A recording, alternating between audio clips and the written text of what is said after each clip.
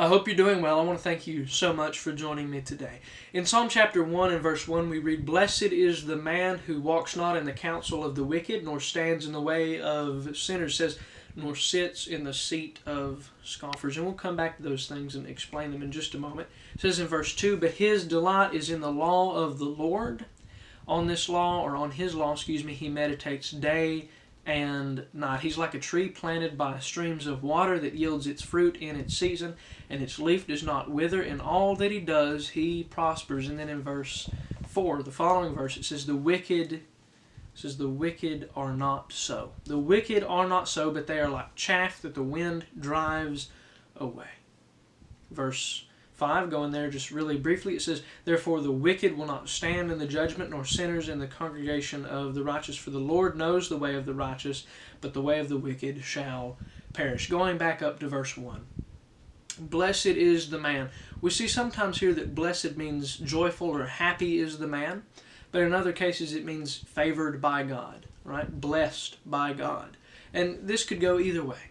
I think here it's favored by God, but of course a man who walks in God's Word and meditates on God's Word day and night, he will be a joyous man.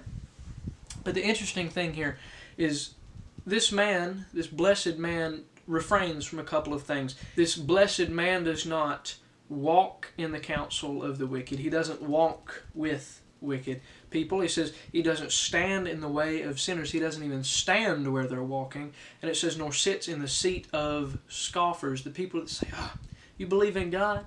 You believe that that man is Jesus Christ? You believe that he lived, died, and rose again 3 days? That's absurd. Those people are scoffers. It says, nor sits in the seat of scoffers. Doesn't even sit with them.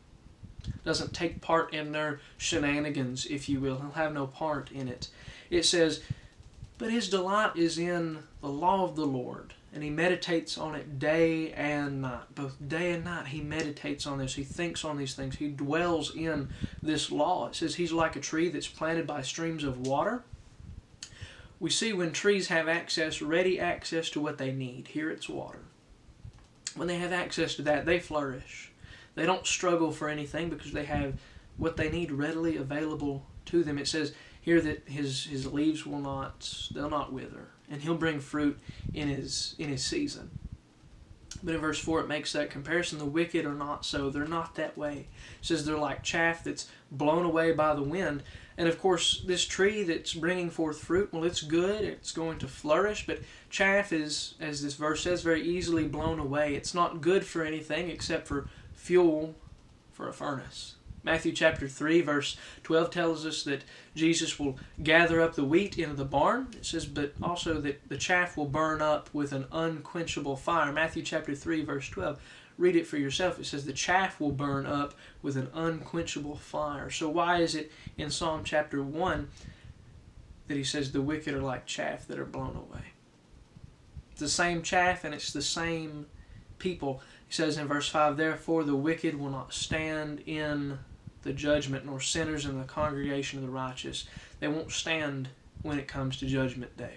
They won't last through it, and they won't be able to stand with the righteous on judgment day. Verse 6, it says, for the Lord knows the way of the righteous, but the way of the wicked will perish. The way of the wicked will perish. So the question that should be asked today is, are you one of these blessed men or blessed people that we see in Psalm chapter 1? Are you one of those people? Are you flourishing? Are you bringing forth your fruit?